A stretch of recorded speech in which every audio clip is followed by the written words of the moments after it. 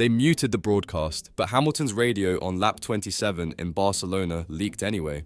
Still no front grip, same issue. Not anger, precision, not complaint, warning. That wasn't just about the car, it was about the culture. A coded message: you're ignoring the obvious. Since stepping into Maranello, Lewis Hamilton hasn't just been chasing lap time, he's been dismantling a belief system. Ferrari doesn't fear slow cars. Ferrari fears disruption, and Hamilton is disruption incarnate. 12 seasons at Mercedes taught him one truth: question everything. But in Ferrari, questioning is dangerous. Change takes meetings, boldness needs permission, and milliseconds die in protocol. Leclerc fits the system, Hamilton threatens it. He doesn't whisper in debriefs, he challenges on open radio. He asks why things are the same, even when results scream for change. Shanghai Sprint proved something no engineer dared admit: the car works, if built around him. That's the truth they buried. Charles Leclerc is thriving. 3 podiums, fan chants in red, and a car that feels like home. But here's what they won't say: Ferrari's success with Charles is a symptom, not a solution, because behind those results, Hamilton is uncovering a deeper issue, a setup trap disguised as stability. While Leclerc adapts with minimal tweaks, Hamilton is locked in weekly battles with engineers who treat innovation like heresy.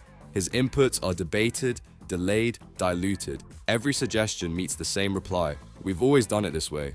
But that's exactly the disease. Leclerc fits the car, Hamilton exposes its limits. That's why one gets updates aligned to his driving, and the other gets Ireland. The engineers smile when Charles delivers, but they flinch when Lewis questions, not because he's wrong, but because he's right too soon. Ferrari's culture fears urgency, and urgency is Hamilton's native language. So yes, Leclerc smiles. But Hamilton, he's reading the system like telemetry, and it's blinking red. Hamilton doesn't just drive, he decodes. Every vibration, every slip, every tenth. But what happens when that feedback hits a wall? In Ferrari, it gets filtered. Not through algorithms, but through egos. Behind closed doors, sources reveal a pattern. Hamilton's debriefs are frequently reinterpreted before they ever reach the aero department. Language softened, urgency removed, innovation disguised as risk. Why? Because Hamilton's vision challenges their hierarchy. And in Ferrari, hierarchy protects itself. At Mercedes, his data shifted the car's DNA within days. At Ferrari, it's under evaluation. Translation: park it until Leclerc says the same. It's not incompetence, it's fear management. A culture where engineers have learned that changing too fast means losing your seat at the table, so they delay, they deflect. And Hamilton? He races against the second enemy: internal inertia. The SF25 isn't just fighting Red Bull, it's fighting itself. In Monaco, something cracked. It wasn't just the barriers, it was the illusion. Q3.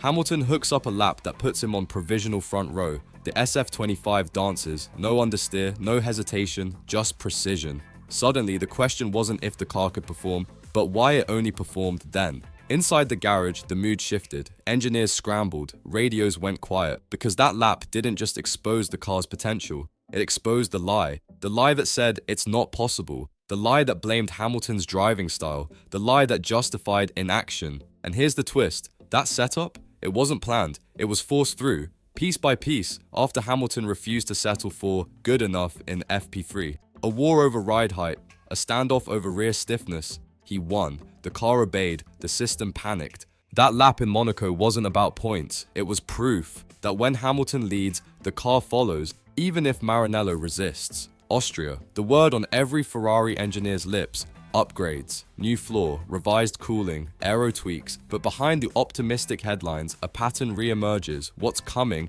isn't calibrated for Hamilton. Insiders whisper about a baseline alignment, a code that means Leclerc's driving style first, Hamilton second. Even before the data is gathered, the parts are tailored to what Charles likes. The SF25 gets lighter at the front, sharper on turn-in. Exactly what Hamilton's been saying doesn't work for him. Hamilton, ever surgical, picks up the pattern. In debriefs, he asks, "Who's this spec actually for?" Silence, eye contact avoided. The truth? Updates are political currency, and right now, Leclerc holds more. So Austria becomes a deadline not for performance, but for patience. Because if the upgrades miss the mark again, it won't be the car under scrutiny. It'll be the structure. Hamilton isn't chasing tenths anymore. He's watching who's allowed to evolve and who's being held in place. It's not just the chassis, Hamilton confided post-race. It's the engine delivery, the mapping, the throttle modulation. They won't let me drive it how I need to. At first, it sounded like frustration, but listen closer. It's a coded accusation.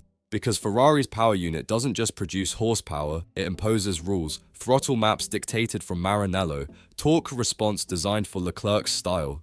No room for Hamilton's precision-loaded braking, no space for his micro-corrections mid-corner.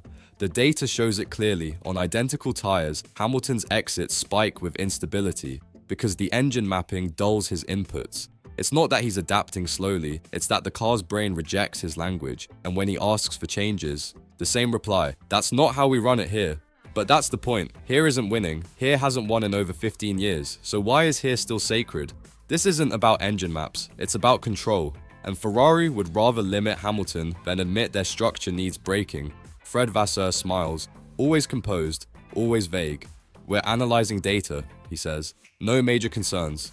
But behind that calm lies something more dangerous than chaos: compliance. When asked about Hamilton's demands for setup freedom, engine flexibility, faster updates, his answer is always the same: delay. No denial, no affirmation, just the spiritual weapon of every stagnant system: silence. To the cameras, Vasseur is neutral, but inside Maranello, that neutrality is a choice. To protect the status quo, because giving Hamilton what he truly needs would mean dismantling old hierarchies, admitting past failures, and shifting power away from their chosen son, Leclerc. Hamilton's presence was supposed to lift Ferrari, but now his push for evolution feels like a revolution, and revolutions scare people like Vasseur, so they stall. They analyze, they delay the inevitable, but every silent press conference, every vague promise pushes Hamilton closer to a line and Ferrari closer to a reckoning. This was never just about performance, it was about identity. Ferrari brought in Hamilton expecting results, but what they got was reflection, and the image staring back from car number 44 is brutal. A team frozen in time, built on nostalgia, terrified of reinvention. Hamilton doesn't need a faster car, he needs a freer one. One that listens, not tolerates, one that evolves, not just adapts. He came to Ferrari to win, but also to wake it up. The data can't lie, the radio can't lie. Monaco, Austria, Barcelona, they've all exposed it. Ferrari's problem isn't just speed, it's fear, of change, of losing control, of letting a driver rewrite their legacy. But here's the twist: Hamilton won't adapt to the system. He'll force it to answer one final question: will Ferrari choose tradition or transformation? Because there's no middle ground left, and as he once said, without change there is no progress, only regret. Truth won't be televised, but here it just was. If you believe Ferrari must break its own curse, like this, subscribe and join those decoding what the official broadcast hides.